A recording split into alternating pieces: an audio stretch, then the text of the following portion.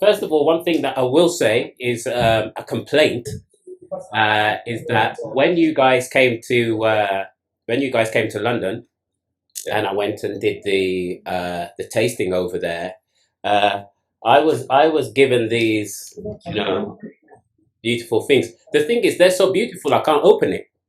You know, it looks so good, you know, and the group of us that were there, we went, "Oh, this Yeah. is beautiful," and everybody was saying, "You open yours." And I, no, I'm not opening it. You open yours. So we're all just at home with this thing. We don't know what's inside because it's too beautiful to open. It will forever remain a mystery now. It will, yeah, we don't know. Maybe there's money in there. Maybe there's lottery ticket. Maybe It's a new passport. as I said. Awesome. Yeah, Yeah. good. Did you enjoy that event? No, yeah, it was. Yeah, it was. Yeah, it was really good. You know, I enjoyed myself. I got to find out a lot of things, which are hopefully I want to ask you a little bit more because there were some things that kind of intrigued me. First of all, do you want to introduce yourself and just say a little bit about where you are and your background? So my name is Anand Virmani. I'm one of the three co-founders of Now Spirits. And we make two gins, Hapusa and Greater Than. Both of these come from our distillery in Goa, and that distillery in Goa obviously became the very first craft gin distillery in the entire country. So back when 2017, when you guys were absolutely swimming in gin and craft gin, um, we were completely dry, right? There was no, gin for us was either this really cheap, mass-produced, whole compounded gins coming out of India, which were 2, maybe 3 pounds a bottle, not the kind of stuff you want to be putting in your body. Or was Beefeater, Gordon's, Tanqueray, Bombay Sapphire, maybe. And they were extremely, pricey simply because of the 160% customs duty that was levied on them, and over and above that, all the other kind of taxes as well. So we really were not flush with choices back then, and that's really where we I was running a bar at that point with a friend of mine, and we said, hey, it's funny that we don't have a gin to call our own, coming out of India, despite the fact that gin is the one spirit that's made from botanicals, which we have tons of, and the gin and tonic was invented in India. Why is it that India doesn't have a gin to call its own? So all of those things kind of, came together, and we figured, it was about the right time to get someone to create it. Again, even at that point, we didn't think that we would be creating it ourselves. But when we realized that there was no one really with the right equipment or the desire in India to create it, we said, all right, screw it. Let's dive in completely and do it ourselves. So that's really where the journey started. I myself, like I said, was running a bar at that point, and prior to that, I'd been working with companies like William Grant's and Remy Cointreau. Do you know what Hapusa means? Well, I was told it means juniper. There you go. There you go. That's it. Yeah, Perfect. yeah. So it means juniper in Sanskrit. Yeah. It was one of those things that, when we started the process of making gin, we never really expected there would be juniper coming out of India.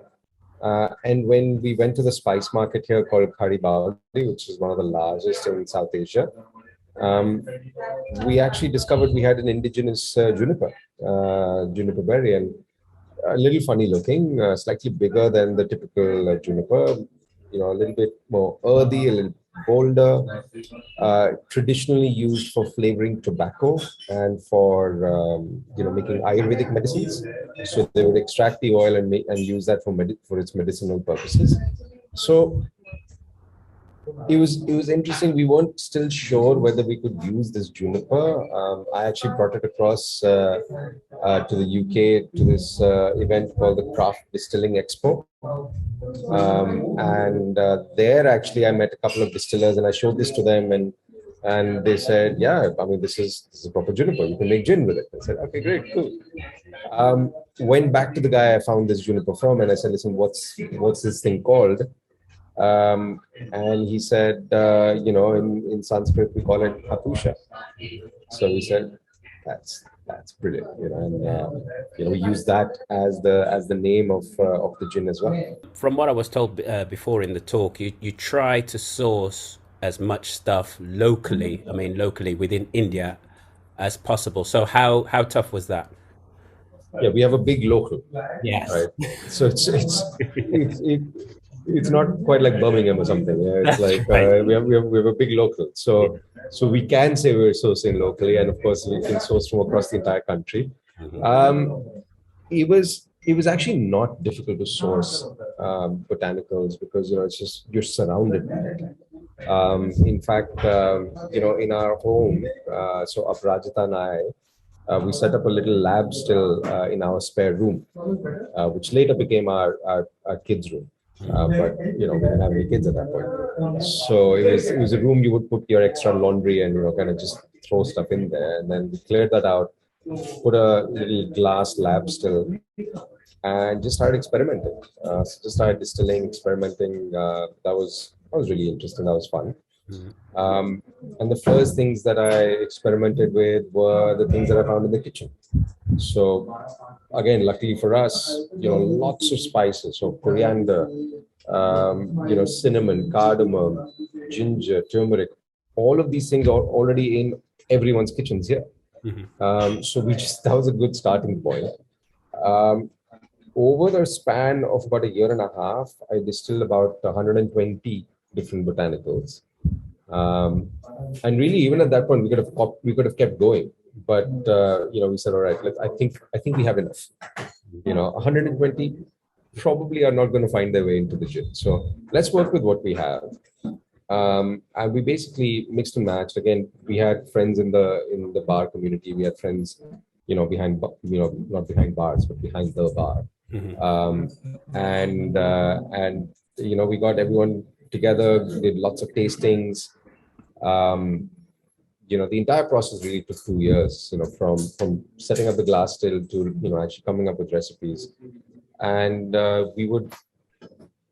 we thought we were being scientific about it, and to some extent we were, because every time we would start with, let's say, juniper and coriander seed. We knew that was going in, and then we would add in one ingredient more, that sample A, then we would add a different ingredient, that sample B, and then sample C, and then we taste, and the one we like, we say, all right, we're going to build on this one, and now we're going to add 3 or 4 more of the distillates.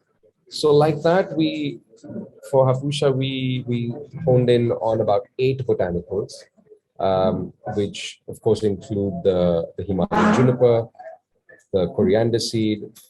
Then of course we've got things like turmeric. We use fresh turmeric. We use raw mango. We use ginger, dried ginger, cardamom, gondoraj, which is the lime that comes from Calcutta, some almonds, and I said raw mango already. I said raw mango already. I don't know. So I think that's about it. Yeah, I think that's about it. Yeah. Yeah, the thing is, yeah, this was interesting because when I was hearing about these fresh ingredients, um, a lot of us, me included, to be honest, didn't really come into our minds that these things came as whole products. Because for us, we just go to the supermarket and you just see some ground up things in a packet. So to think, oh, it comes as a fruit or as something that looks like ginger, and then you have to buy it and chop it down. So that was really interesting. So a lot of those kind of things you make by you chop up fresh and then you put it in the still. So we tried the dry versions as well. So turmeric, for example, we tried the powder as well, and it was just too over extracted. Whereas the fresh turmeric had a little bit of earthiness to it, and it just worked. So Yeah, we actually use the fresh turmeric, absolutely fresh. So we cut it up, and you can tell when we've been distilling Hapusa because we come out of the distillery with orange hands. Yeah. Because turmeric just has so much color to it, which thankfully doesn't come across when you distill. So we use that fresh. We use Gondoraj fresh. Gondoraj actually is one of the oldest kinds of lime in the world. It comes from the West Bengal region, which is where Calcutta is in India. And really, if you cut it, squeeze it, and try and make a lemonade out of it, it's going to be fairly unsuccessful. It doesn't have much juice to it, but all of the flavor really lies in the peel. So we sit there, we peel, fresh Gondoraj, and it's beautiful. It's just so fragrant. So we peel that, and again, it's beautiful. It's very very aromatic. Just works really well. And we put that into the pot still directly. Even cardamom, for example, right? Cardamom, you've seen the little green cardamom pods. We don't put the entire thing in. We actually peel and we just use the little seeds inside.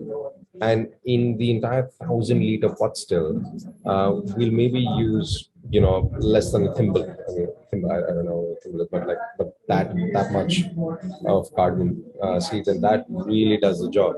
And it's so easy to kind of get carried away with the cardamom. It's one of those things we learned from Anne when she was giving us the crash course on distilling. And of course, is now the master distiller for Bombay Sapphire. That's our link, I guess, with Bombay Sapphire. Yeah. But back when she came across and taught us everything she knows and helped us set up and figure out the recipe and everything for us, or help us at least in that process. She was working in a small distillery in London. This one called Bermondsey Distillery. So, the Hapusa is a dry gin, yes. Yes. And you have a London dry gin, your other brand. So, what's the difference between the two? So greater than is really what we were after. That when we started the whole process, we were only going to be making greater than. The idea was, let's make a classic. It's a London dry. Can be used for making great gin and tonics. Can be used for making great cocktails. We'll make it in the way that gin is made around the world, for which we will need to use, a couple of imported botanicals, juniper specifically. So we got juniper from Macedonia.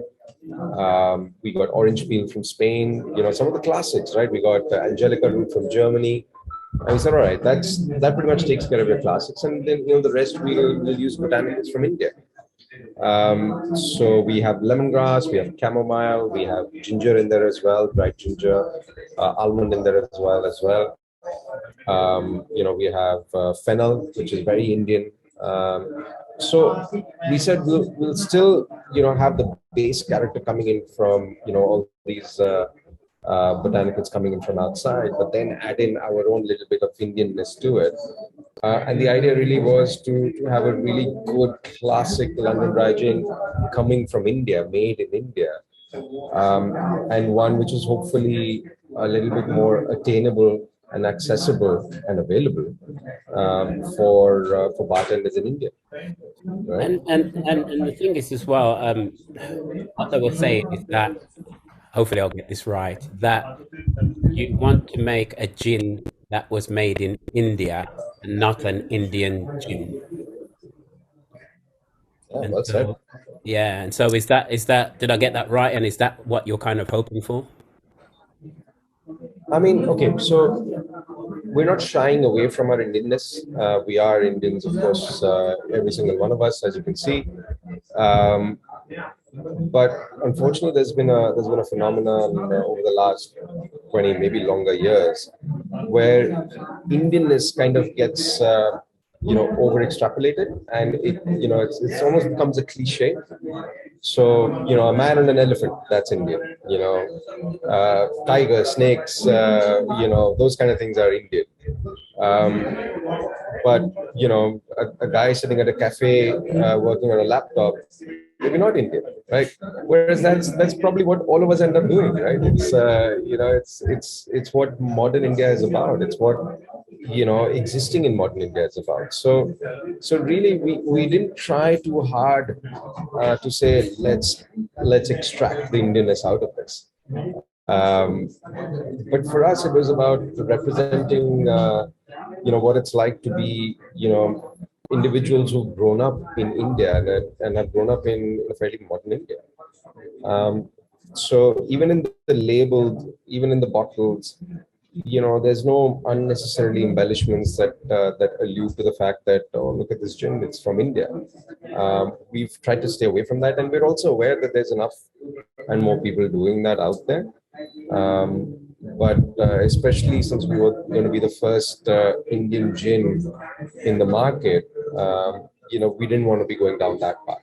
Neither did we want to be going down the colonial path either, right? It was very easy for us to say, hey, the English brought in gin to India and they invented gin and tonic in India. Let's talk about that. And not gonna lie, we were a little bit we were tempted at certain points because it's just the story writes itself. But we said no, let's continue doing what we're doing. Let's go down the path which is our own, and we'll see where we go from there. So I think it's helped us because it's helped us stay true to what we stand for, and a big part of social media, for example, which is not something we took into account when we were coming up with the brand. It really helps us tell our story on social media because it's something that represents us. We're able to tell the story better as well. Yeah, well, yeah, no, and I mean, I started off, joking with you about your design and everything, which is absolutely beautiful, by the way. Um, I mean, like, how Thank did that come you. about? Obviously, I was told, that this team was are they Indian graphic designers? I mean, so how did you work with them to help grow the brand? So my wife, Aparajita, who again, fortunately could not be here because she would have been the best person to answer this. No, so she's someone who's got 10 years of design background. So I was very lucky because I had the alcohol background, she had the design background, and we could work on this post our day jobs initially. So a lot of the initial designs were actually designed in bed, just sitting on our bed, on the laptop, and doing all of this. So she's someone who has previously been the lead graphic designer at Penguin Publishing, Random House Penguin, also at Sesame Street, India. So she's come with a very very different and unique pedigree, and it was honestly a little difficult for me to convince her initially to quit her day job and just join me on this crazy venture full time. Of course, she was always there, and she came up with all the initial designs and all the iterations after that as well. So that is something that really really helped on the journey, and it's really helped develop the brands as we've gone along. Talking about the bottle, is there anything about that you can say, the shape or yeah? I mean, so if you've seen the greater than bottle is tall, lean. It was, something that we worked on a lot with bartenders to understand what works best for them, what kind of bottle, what kind of neck works best to fit for a speed pourer. So a short neck, we realized actually, if you fit a speed pourer into a short neck, it works beautifully. It doesn't bubble through, so you get long, consistent pours. Um, Tall bottle, easy to grab, thin, like not a very broad bottle, very easy to put into the speed rail. So yeah, for us that's worked really well. Um, even the positioning of the label, the fact that the front label and the back label are a little bit staggered, it just means that for a bartender they can actually put these two fingers on the back and support the bottle as they're pouring, without having to dirty the back label itself. So we did a lot of that with bartenders in India. Now with Hapusa, the style was different, the purpose was different. We were really trying to target the at-home consumer, right? And it's a premium gin. So the idea was, if you have a bar, and the bar is stacked three deep or four deep, you will have your shorter bottles in front, and the taller bottles at the back. So we wanted it to be a short bottle, so you put it right in front. You'd always remember it's there. It just doesn't get lost amongst your gin collection. We wanted it to be a little bit of a decanter style because we want you to take your time with it, as opposed to, fast pacey. We want you to kind of, cherish it. So, which is why the neck kind of flares out and becomes a little bit of a decanter style neck, pours out very easily. Yeah, it was meant to be, a bottle that would be easy to hold, easy to pour from. And when you do pour from it, you don't over pour, right? So you don't get the bubbles coming across. That's why it's quite a wide neck. If you look at the color itself of the bottle, it looks black from a distance, but it's actually dark purple, and that's the exact color of ripe juniper berries. So again, because because the brand itself is called Hapusa, which means juniper, we figured let the bottle itself bottle also kind of signify that. So that's a little bit short and squat, like the juniper berry as well. Yeah, and finally the label itself. The label is kind of meant to look like the panoramic view that you get when sitting out on the mountains. You're basically looking through the valley. If you see the designs on the side, it's fairly Art Deco. So very minimal. India has a strong relationship with the Art Deco movement, which I guess probably is best displayed in the kind of building and the architectural styles in Mumbai. Um, but yeah, so we wanted to keep it minimal. We wanted to keep it, we didn't want it to be too loud or overbearing. We wanted it to be a shape that you could identify from a distance. And even the little golden lines that you see depict two things. One, of course, the snow line, which is where Hapusa is formed. We like to say it's got a mountain in the gym. There's a mountain in the bottle. And the other thing that the lines depict is the pine leaves. So when you walk through the pine forest way up there, the pine leaves actually on the ground are this really nice golden color. And just the smell of walking through the pine leaves is what we were trying to bring out, in the bottle. And I hope that's what you saw, smelled, tasted. So let's talk about the stills, because I heard something from you before about how stills are not made or are hard to come by in India. So how did you get the stills, and was it tough? Yeah, for us, because there was no craft distilleries in India, there was no one making pot stills. So really, for us, we were very clear that if we wanted to make a proper gin, we had to go out and buy a pot still from elsewhere in the world. So we did look at some of the more expected countries for this, so Germany and Scotland. We spoke to quite a few pot still producers there.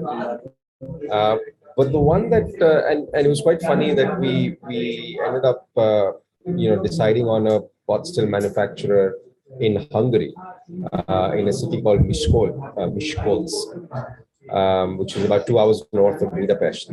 Um, it was quite it was really quite interesting. Even they found it hard to believe that we seeked them out of everyone else, but they were really the best in terms of responsiveness.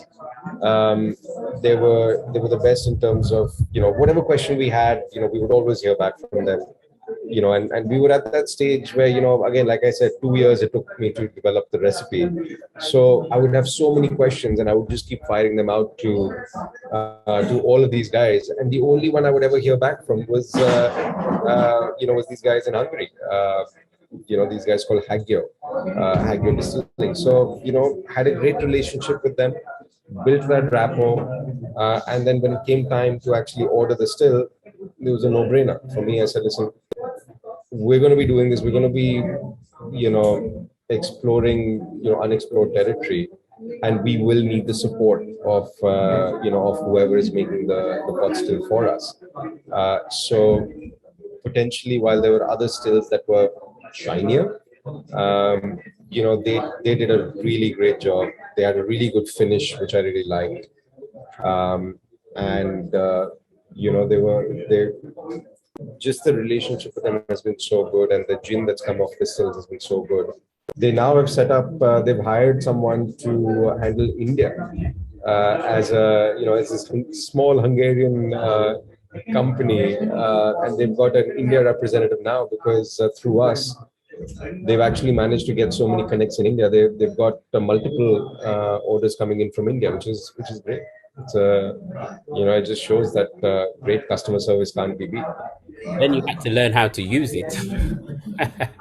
Yeah, So that was yeah. what was that like? That was fun. I actually went across and again, I never thought that I would do this myself. I'm someone who's studied business in college and school. So I mean, not that it taught me much about actually starting a business of my own, but I mean that somehow happened.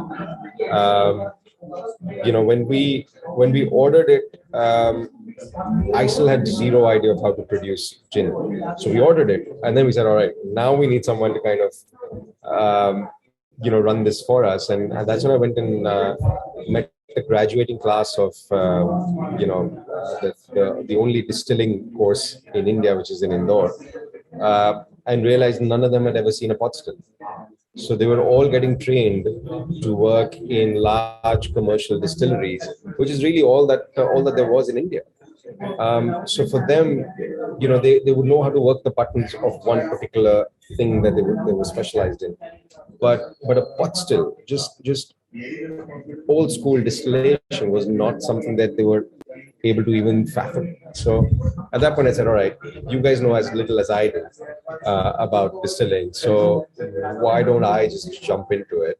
And instead, I'll maybe look at hiring someone. Who's a bartender.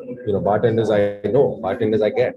So I'll hire a bartender, someone who understands flavors and aromas and everything, which is important, and someone who's very organized, which is also very important. And I happened to meet this one guy in Bombay, and I said, listen, do you want to, he was behind the bar, great guy, very fun, very dedicated guy. And I said, listen, do you want to, be a craft distiller? He said, yeah, sure. Who's offering me a job? I said, listen, you won't believe it, but we could make this happen. And yeah, that was great. I brought him on. Had to meet his parents because his parents were just like, sorry, who's giving you a job doing what? Why are you qualified? And he was 21 years old at that point. So that was great. Um, but yeah, and then I went across to Craft Distilling Expo in the UK, and while I was there, I signed up for this crash course at the Bermondsey distillery where Jensen's gin was being made. And the lady there was great. She knew everything. Whatever questions we had, it was a group of 20 of us. Whatever questions we had, she was knocking them out of the park. I said, she's great. Came back to India, called her up and said, listen, would you be ever so kind and come across and help us make our gin? And she said, yeah, I get a lot of these offers.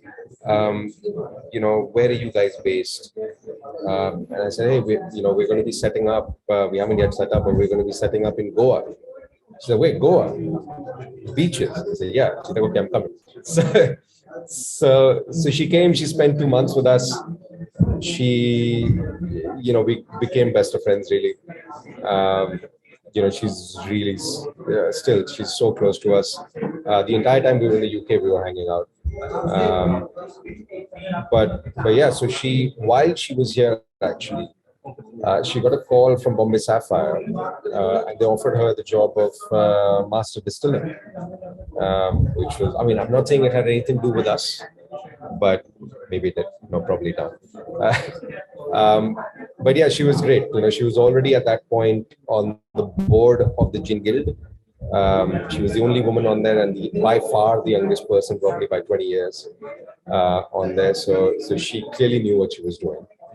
And Bombay Sapphire saw that, and they snapped her up, which is great because I guess no one else can have her now. And we had great access to her just before that happened. So we're very thankful that she took out the time, that she came across, and she's still on our website. We asked her if Bombay Sapphire wouldn't mind us keeping you on the website, and she said she was fine. So we did. When she came across, even before she came across, we did a lot of these distillations where she would say, "All right, I'm going to try this recipe on my lab still. You try it as well. Let's compare notes." And we would always find that we were a little bit off. What I was tasting was a little bit different from what she was tasting, even though it was the same recipe on a fairly similar still. And we discovered that one of the things we'd taken for granted was coriander seed. Because I was using coriander seed, she was using coriander seed, we were using the same amounts, but mine was Indian coriander seed and hers was English. And English coriander seed is a little bit smaller and has more citrus to it, whereas Indian coriander seed has a little bit more savoriness to it. So it's citrus and savoriness, as well. So that was one that once we corrected, we like, all right, we're getting the same now. So I sent her Indian coriander seed, and then we started, distilling those recipes together, and it worked really well. So again, that scientific process of adding in, taking two samples, adding one botanical here and one botanical here, brought us to the final recipe, which we have now in the bottle. Okay, that reminds me of something actually that I was going to ask you before. Obviously, you're in Goa. Does the temperature have anything to do with it, or is that not a factor? Um, One of the things that we learned from Anne, and initially I had set up like a water chiller and for the condenser, because the water we get is ambient temperature is about 30 degrees Celsius, and my understanding was that that's a bit too warm. But when she came across, she said, "No, it's perfectly fine as long as it's lower than the temperature of the vapor. It basically, you need the vapor to condense, and even if it's at 50 degrees or 40 degrees or 30 degrees, as it was in our case, the vapor will condense, which is basically what you want." So we said, "All right, that's about 100,000 rupees wasted on that chiller, but thank you." Actually more, but that's fine. That's life. Um, yeah, no, I mean, her her take on the entire thing was, as long as you develop the recipe in the same conditions that you're going to be able to replicate in the future, that's fine. And as long as you're happy with the recipe itself, of course you have to tweak the recipe. So if I was to take the same recipe and then go and distill in the UK, it'll probably be an awful gin. But or it might not taste like anything because the extraction would be so slow. But for us, for example, when we visited a distillery in Finland, they would leave the botanicals, the juniper and all the other botanicals in the pot along with the spirit for 5 days, and leave the oils to steep into the spirit. For us, because of the temperature we have, we do it for 10 hours, and we find that to be more than enough. So as her take on it, and again now my take on it is, she's absolutely right, because as long as you develop the recipe in a particular environment and you're able to replicate that environment, you know, for the future, you're fine. We did not to say we didn't face hiccups. We faced tons and tons of hiccups. Um, we, the first couple of times that we actually ran the pot still, there was a beeping sound that kept coming from the back of the still, and we had no idea what it was. So we got on a call with the guys at Hagio. We said, listen, there's this alarm kind of beep that's happening, and they said, oh yeah, it's a temperature warning. So it just means that the CPU at the back has exceeded 50 degrees Celsius. I was like, yeah, it's 40 degrees outside. Of course, it's exceeded 60 degrees Celsius. Like, oh, okay. Never faced that before. Maybe just disengage it. So we literally went there, cut the wire, taped it up, and that's how it is even today. So um, again, now we're in a space where same space, but we got enough money, I guess, to buy air conditioners for the pot still for the still house. So we've got air conditioners in there. So it's a lot cooler, it's a lot nicer for us as well, and the pot still. Okay, so you're a few years in now. You're up and running. You got your beautiful bottle. You got your beautiful liquid. So how are things going? Things are going all right. Greater Than has been received fantastically well in India.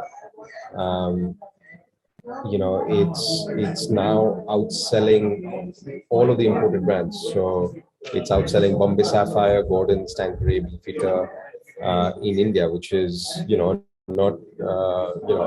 it's brilliant. I don't think any of us thought we would get here.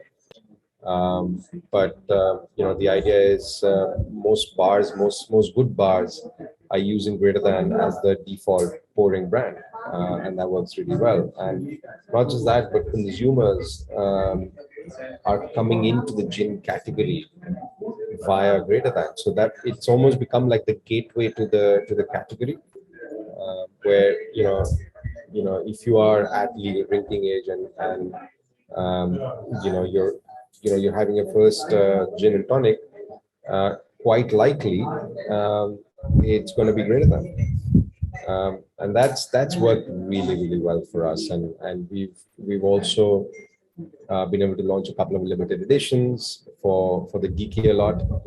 So it's not just about getting you started; it's about keeping you going. So we launched one recent. Well, we launched one.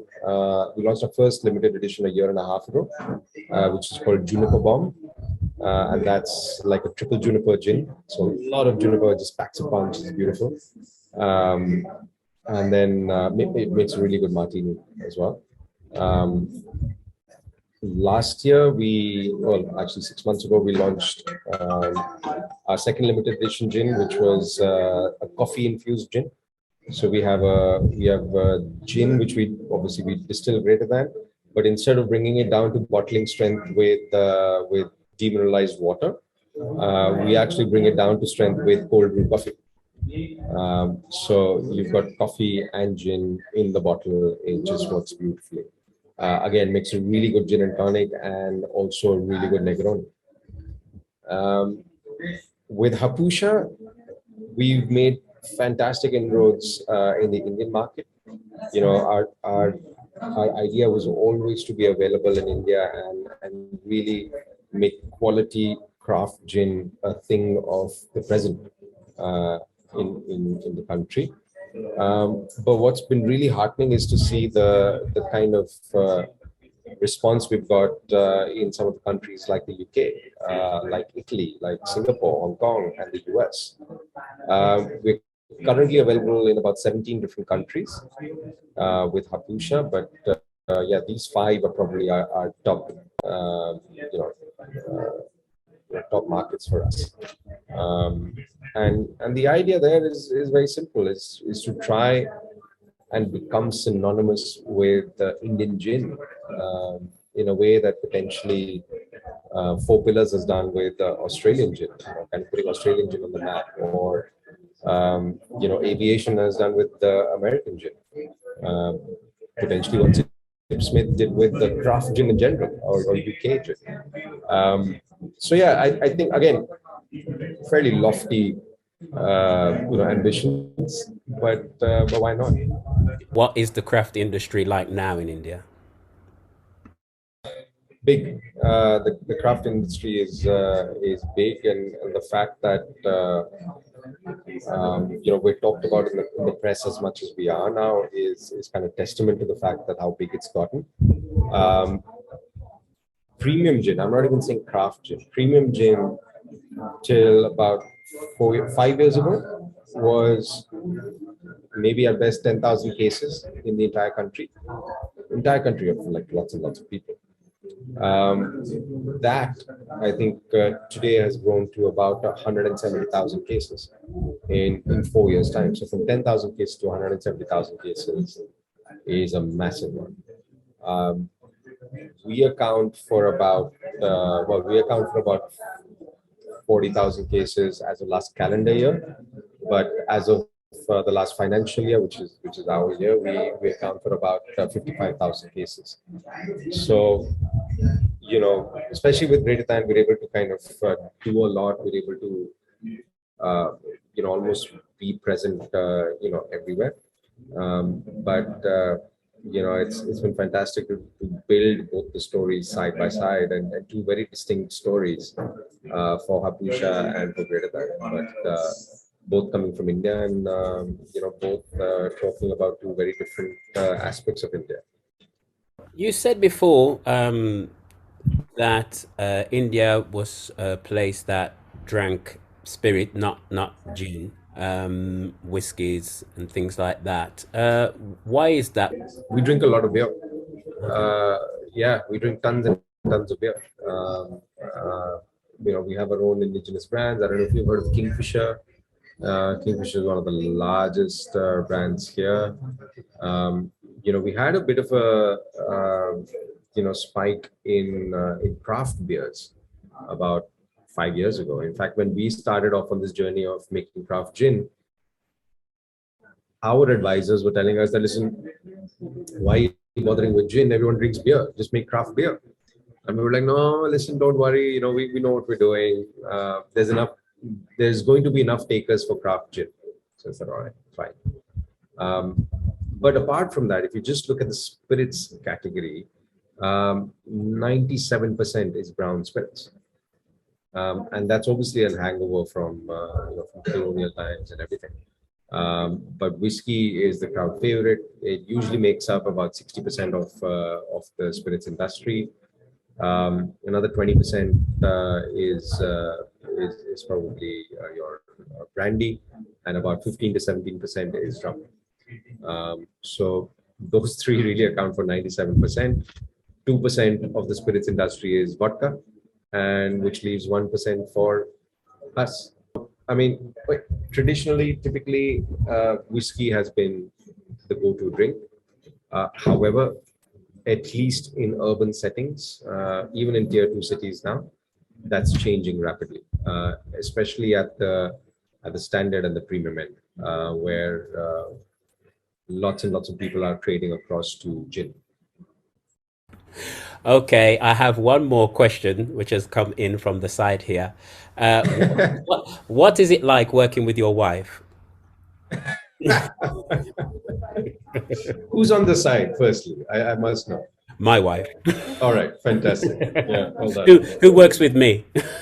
Oh, brilliant. All right. Well, I should ask you guys the question, but maybe I'll do that after this. Um, no, it's great. And does it have its rough patches? Yes, of course, because we have two brands together. We also have a baby together. So while talking about social media plans, we also need to talk about schooling and diapers and those kind of things. Well, not anymore diapers, but it's really been interesting. But I think it's a you need to kind of, like, at least for us, we had to almost reimagine what it was like to be in a relationship. Because it's really hard to kind of balance out your professional priorities and make sure that that is not always dinner conversation, though it quite often is. Yeah, it's really been fun because we're both on the same page and we both get the opportunity to be creative with this. I think the thing that we struggled with a lot initially was managing people, because that was not something that both of us were from this creative bent of mind.